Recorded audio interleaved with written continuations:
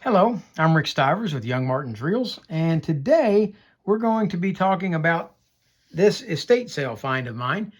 I went to a estate sale about 3 months ago, and it was late. They were getting ready to shut everything down, and sitting back in the corner, buried under a bunch of stuff, were two rods. Both of the rods were broken. The reels looked really bad. This one was one of them. The other one was a Hedden spin cast reel. And I looked at these and I looked at it as like, that is a really chintzy looking reel.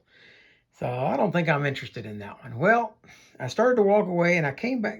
The thing that threw me off was this handle. And I got to looking at the handle. And I said, you know what? I don't understand what they've done there or why it's that way. It's really weird looking. And I ended up taking a chance on it. And I made an offer for the two rods and reels. And I think I got the pair of them for like $15, something like that. And the more I played with this reel, the more I could see that it really had a lot of quality built into it.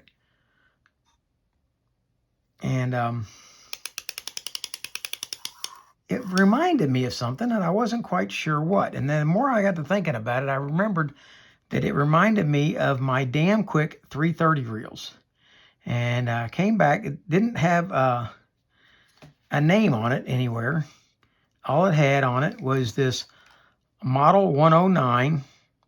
And then down here, I saw something. I wasn't sure what it said, but then it said Waska, Minnesota. You can't see that in there as I've got the handle wrapped around out of the way. There we go. Bring it back in. What's the point of having good video if you can't see it? Waska, Minnesota. And I did some research on the Waska, Minnesota model 109, and I found out that this first word over here was Herters. Now, I'm a Kentucky boy, and I have traveled the world a bit, but I still never heard of Herters.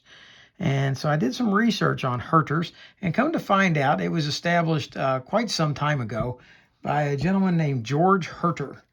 And he was out of Minnesota, and he created a catalog company long before we had Walmart and we had Kmart and places like that to go and buy your rods and reels. He had this catalog that people went and bought from him off of it wasn't online, it was catalog sales through the mail.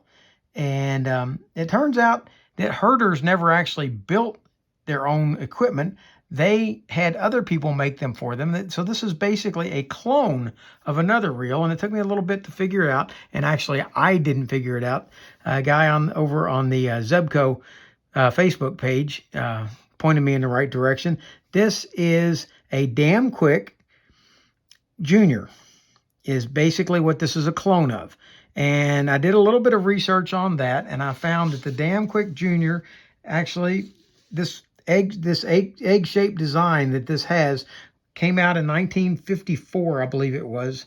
And it basically, it's a D.A.M Quick Junior reel, and the Herters had these made for them, and they put their name on them. And so that's what this is. And we're going to take this thing apart, and I'm hoping when we get done, it's going to be a much better looking reel than this. This handle had really thrown me off, and the reason the handle was a throw off is what's happened is somebody didn't like the short throw of the original handle, so they made an extension to go on here. Well, that extension is not going back on here when we take this apart. So we're going to take this thing apart, clean it up, and see what we can do with it. Now, one thing that we do know is that it does wind. That part works perfectly well. The anti-reverse is functional. It works. You can see it clicking right here. If you lift this, you can kick it over out of the way, and that turns it off. Okay, so that's your anti-reverse. Now, this line is a mess, and it's going to disappear off of the reel today also. And because that's a very, very old line. We've got an index set of numbers, 1 through 12. It appears to be like a clock face. If somebody out there can explain to me the purpose behind that, except maybe that you thought you were setting drag to a certain number, but there's no specific marks on this, except this one here's got a slight hole in it right here. Maybe that was the mark for the drag, and you would set that particular one on the drag number that you wanted. It kind of makes sense. What I do know is that this bail does not trip. it just sits there. Now, it does eventually trip, and the reason it's tripping is if you look right here, this extension that they added onto the handle is clipping onto the bail, and it flips it over. But that's not what's supposed to bring this bail back. And the spring seems to be working. The bail's really tight. We'll have to get inside it and find out what's supposed to be flipping that. So let's get started on this. We're going to start off by taking off this spool so we can get rid of this line. Okay. Spool this off. Okay, the clicker's there. And it appears that our drag system is inside here, so we're going to get to that later. All right. None of that wants to pull off, so we're going to leave it there for the moment. Now, how does it work? Okay. We flip this over, and as this comes around, something inside here should be tripping that bail. And it's not doing it. Well, unless it just happens to coincide exactly with that, but I don't think that's the case. No. So we'll have to take a look and see if we can find out what's causing that. All right, next we're going to take this handle off. And I believe that we can just simply unscrew that. And for those of you saying, hey, he's guessing, you're right. I am guessing on this reel. I don't know anything about it. I was not able to find the schematics for it. So, wow, that is really tight. It almost feels like a lock nut. We'll clean that up and see what we can do with that. All right, there's that extension. And we're going to take that extension apart right now and get rid of it. Or at least we're going to try to.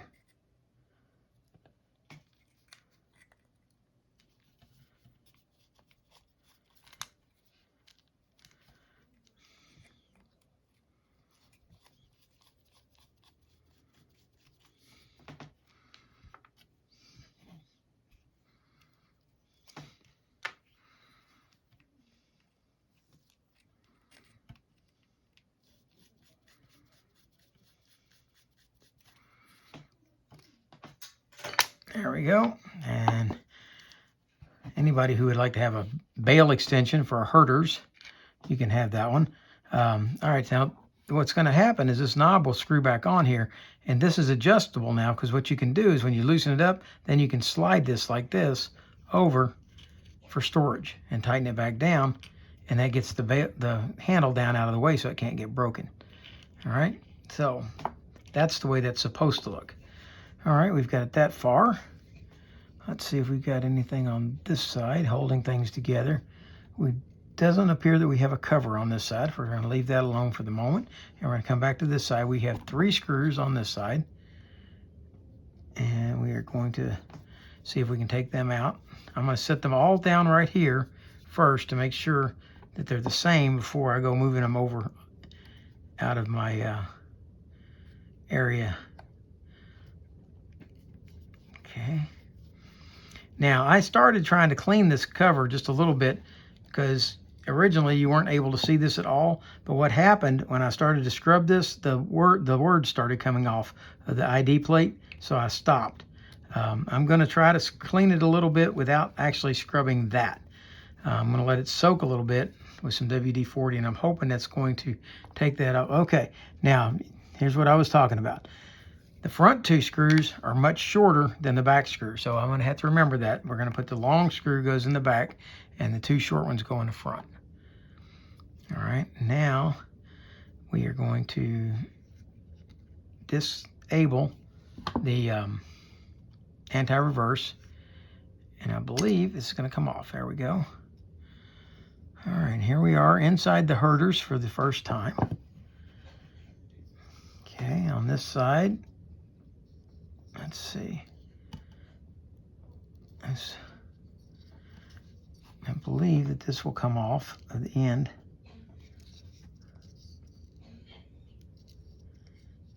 There we go. Maybe not. It may be pressed on. I'd really like to take that off. Okay, we have a screw, but that screw is not in the center of this, so I'm not real sure what taking the screw out is going to do for me. Let's find out. I'm assuming it's going to release this gear from the crankshaft. All right.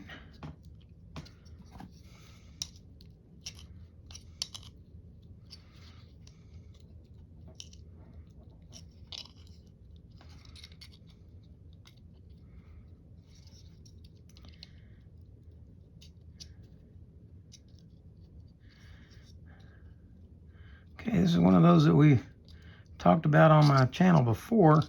First, do no harm. We do not want to force anything here. And I'm going to work this around a little bit and see if it comes loose. It doesn't appear that it is.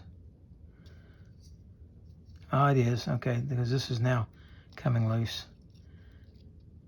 So either the shaft is coming out this way or this is sliding up on the shaft. But I don't want to damage any of this. So take your time if you're taking this off, because we don't really know exactly how it's supposed to come off yet. So, but it is, if you look, we're making progress along here. This has come out this far. And this will probably all just slide right together once it is off altogether. We can probably just slide it right back together. But for now, it doesn't seem to want to do that, so we're going to take our time. I seem to be having better luck by working it gently along this axis. That seems to be moving that up off the shaft. Yeah, we're making progress, but here's what I'm going to do. I'm going to spray a little WD-40 on it. See if we can't help loosen it up just a little bit.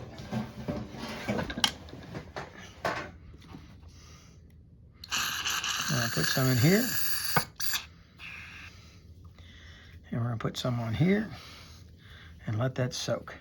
All right, while that's soaking, I don't want to force that. We're going to let that take its time.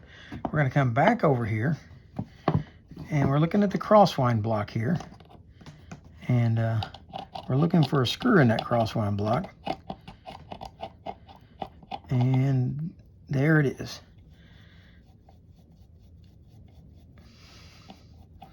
Okay, with the screw out of the crosswind block, we should be able to slide the axle shaft out. There we go. And we've got some old line or grass or something wrapped around the shaft.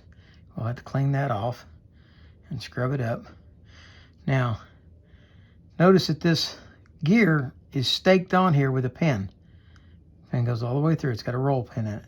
So in order to, if you wanted to take that off, you would have to drive out that roll pin. I don't see a need to take it off, so we're going to leave that in. Okay, at this point, we're ready to take out this crosswind block. Now notice how it went in. Okay, this side down, right here, and that fits down inside. And aside from that, it's symmetrical, so it can go this way, or it can turn around and go the other way, because it's the same size on both ends. So it's going to sit there. This one seems to be in really good shape. You can see where it's been riding on the shaft, but aside from that, it looks really good. Look at the grease that's in this. Look how old and hard that grease is. Now, I don't know if that's original grease from way back when, but sitting over to the side, it really wasn't doing anybody any good. So that's what over-greasing kind of does. It just gets all into everything and then just sits there and goes bad. So we're going to move all that over to the side. All right, with that out, now we'll be able to take out this nut, and that will allow us to lift this up and see what's going on underneath here for the bail release. Oh, I see the arm for the bail release. We can see it now right there. And it's touching, but it's barely touching. Okay, when this comes over, see, there it goes right there. And that and it does release it. Look. Can you see? Okay, when that, I don't know if you can see clearly, but right down inside here is this trip. See, it comes over. See, it moves over. I'll tell you what. Let's zoom in. Okay. Now, as this bail trip moves over, it's going to hit that arm. See it trip it? That's all it does. Bring it back, bring it over, and it trips it. But it's all just so bound up with old grease that it doesn't want to move when you're winding normally. But look at all this old dirt. Oh my goodness, this reel has been seriously abused as far as not being taken care of. But aside from that, it appears to be in excellent condition. Let's see if we've got the right, there we go. We're going to unscrew this nut off of here, or try to.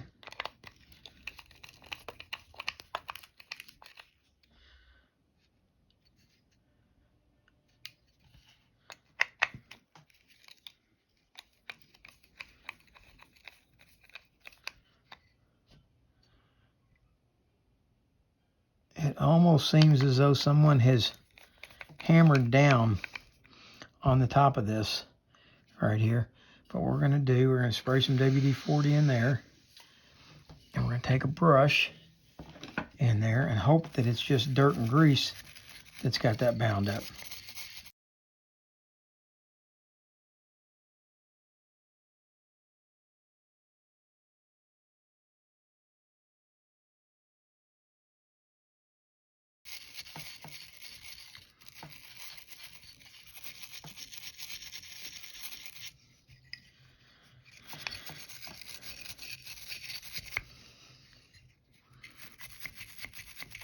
Let me zoom back out, by the way.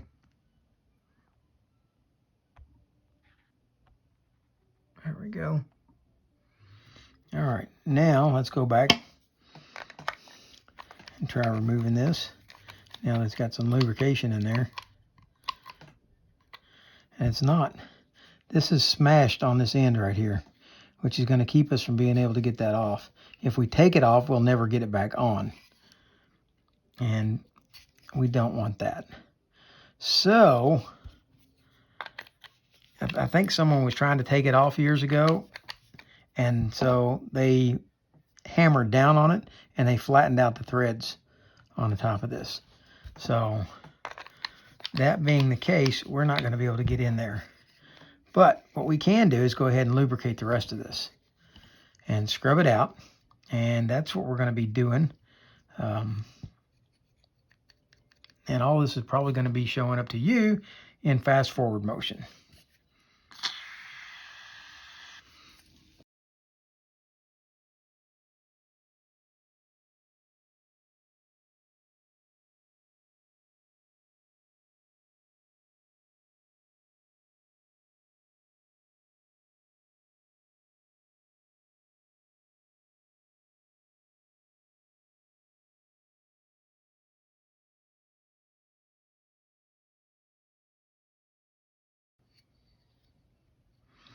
Okay, after looking at this some more, it actually isn't hammered down. There's actually an insert sleeve that's hammered down inside here that doesn't want to come loose. And that is what is keeping this from coming off. And I'm afraid of breaking it if I force it.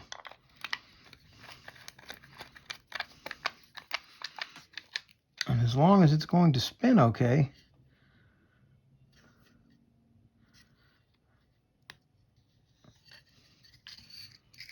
which it's not. Okay, I'm going to have to try to get that off because the bushing itself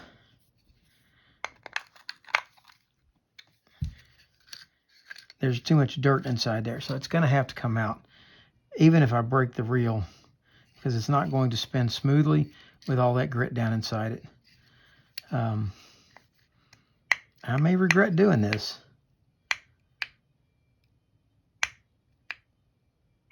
But it appears that I've made some progress toward... Oh!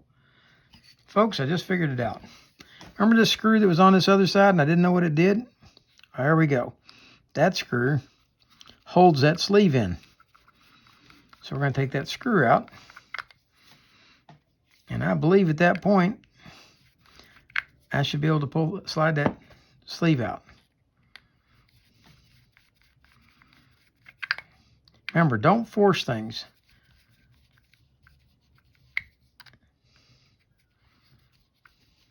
It's a long screw.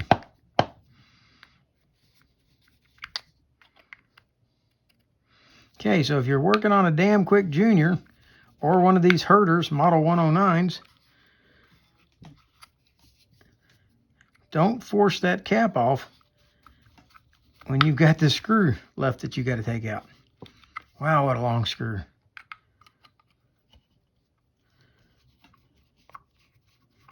There we go.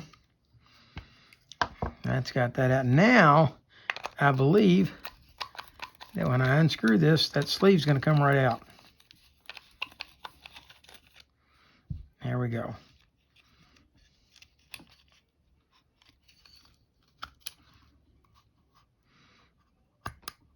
There comes the sleeve out. Wow, this is definitely different than anything I've worked on before. Okay, so we're going to slide that out. I almost forced it too much. We're going to pull that out like so.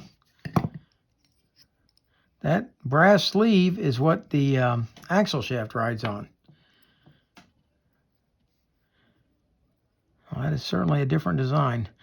I did mushroom it just slightly by trying to push it a little too far. I'm going to take a file and clean that up just a little bit. And that should allow it to slide back in. Again, much easier. So there we go, folks. That's more of the exploration that we run into when there's no documentation, there's nothing on how it's supposed to work. Can't find a schematic for it. Having to figure it out. And I think I probably should have spent more time staring at it. But because I'm doing it on video, I felt a little pressured and sorry. And I apologize to the reel for putting it through that. All right. I believe that will slide in and out much easier now. And it does. Okay. And it slides through here much easier. Okay. Now, that being the case, now let's get back to cleaning. Let's see what we found out here. All right, this is where our grit was at. Remember I told you there was grit that was causing it to bind up? Well, this is it right here. Okay, this mess right here was keeping this from turning smoothly in the bore. So what we're going to do is we're going to clean all this mess up.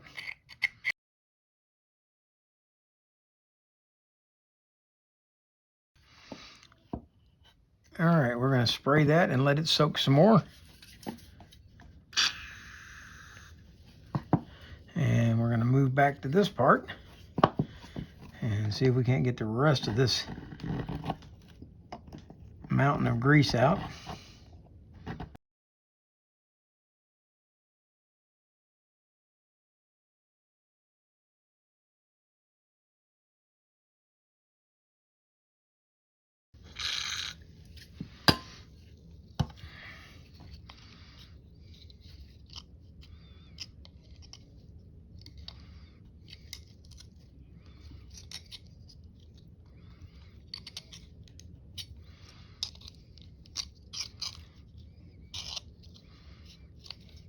Okay, I need a screwdriver with a little more lift than that one now, because we're getting some progress made.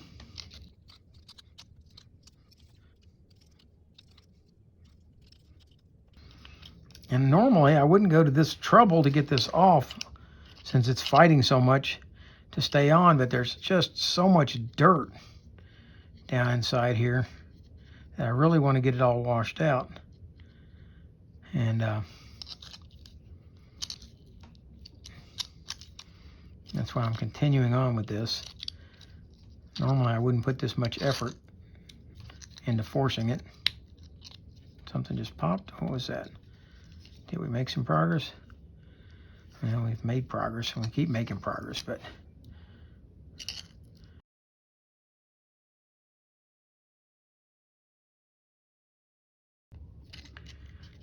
and when I go to put this back on, I'll have to clean that up. There we go. Now, that took some time and effort, but it got that off, and look, see all the dirt and stuff that's in here that's got to come out.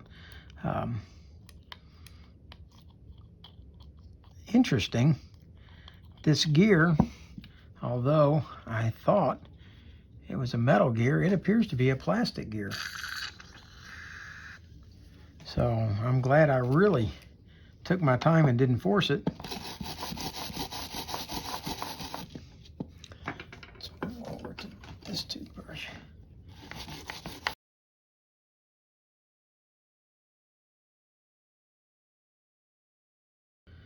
Now, as for why there was a screw, oh, that's what the screw is for on the front. That didn't release anything. Is that this one?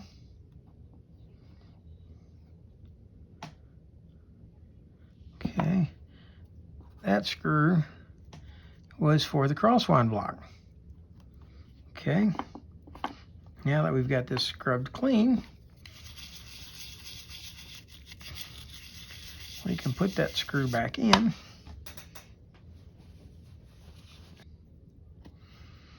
We're going to put that screw back in. I'm going to suggest you never take that one out. It doesn't serve any purpose to remove it. It doesn't release anything. Its purpose in life is for the crosswind block to ride in it. So leave it screwed in.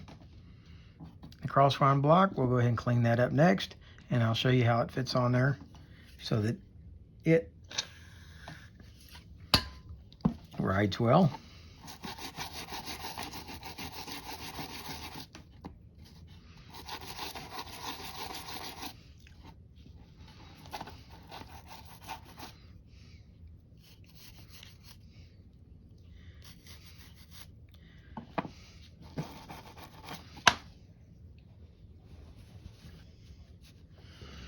All right, there's your clean crosswind block. It does look much nicer, doesn't it? Okay, it's going to ride right there.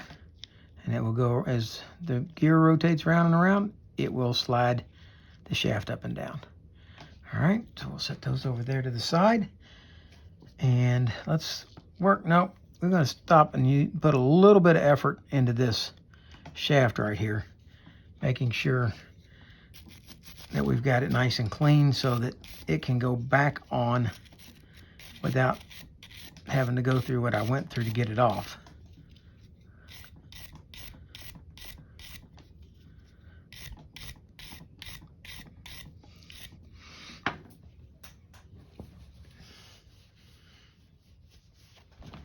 All right, there we have it. It's nice and clean.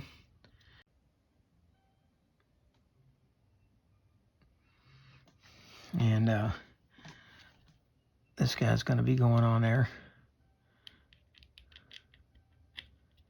Oh yeah, we had to pry it off, and now it will go right on.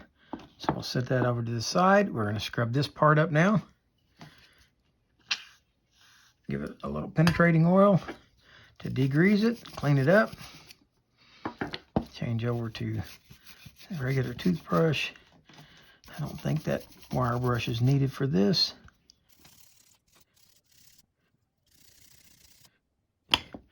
Yep, we're going to need it a little bit.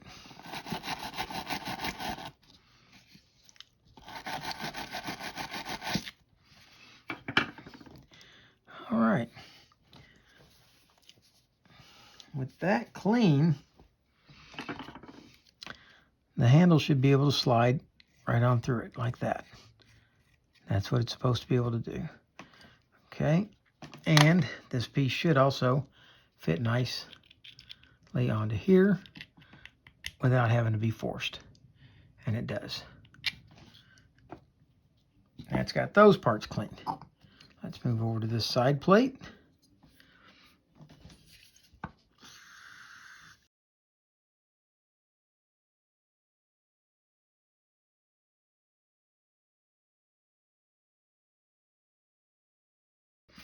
Okay, I wanted to get the dirt off of this, but I did not want to remove those numbers, so I'm going to leave that alone. I'm not going to go any further than that. It's going to still have that small base coating of grease over the top of it, but it's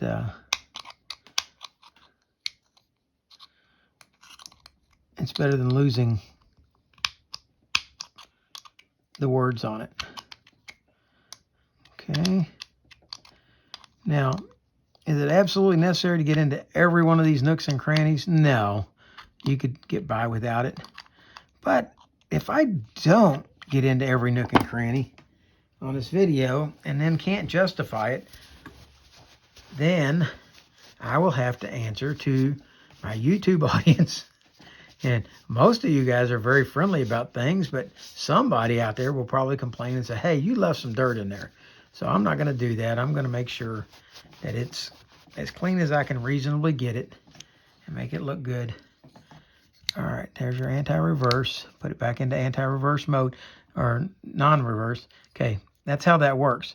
If you look at it right here, this lever, when it goes up, it's spring-loaded. And when it goes up, it lifts the lever. When it comes down, it drops down and it's spring-loaded. And when this piece sits in there,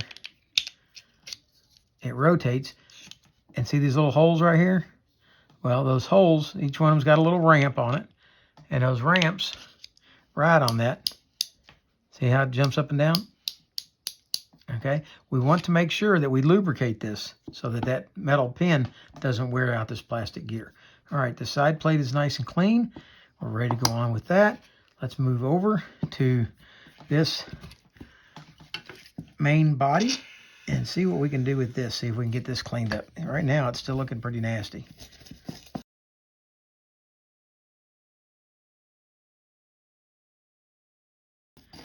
And somebody asked me the other day what it was that I used to clean these reels out with, and it's just WD-40 is all I'm using. It was suggested that I change over to PB Blaster. Somebody said that it would work better for me, and PB Blaster seemed to clean okay, but it has a horrible smell. And since I do all this work in my house, in the office right beside my bedroom, my wife does not want that smell, nor do I. So I choose to use the WD-40. It's very low odor, and it does the cleaning. Maybe it doesn't do as well as PB Blaster, but it does the job without the odor, or without as strong an odor. It does still have an odor, don't get me wrong, but it doesn't stink near as bad as the PB Blaster. So that's what I've chosen to use. Okay. This is going to be a long video. I'm going to speed up a lot of this to fast forward to get past it. But even doing that, it's still going to be almost an hour-long video. I hope you guys will forgive me for the length, but this reel is in really harsh conditions, and I really think it's worth our time to clean it up and make it. I think this is one I'm going to hang on to. I really like it. At least I think I do. I haven't seen it operate the way it's supposed to yet. I'm hoping I do in just a little bit. Okay, I'm going to wipe this guy down now.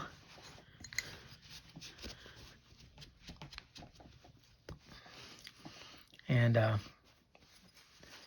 for any of you out there taking one of these apart, please, whatever you do, make sure to remove that back screw out of that pin or sleeve to make sure it comes out without damaging anything. All right.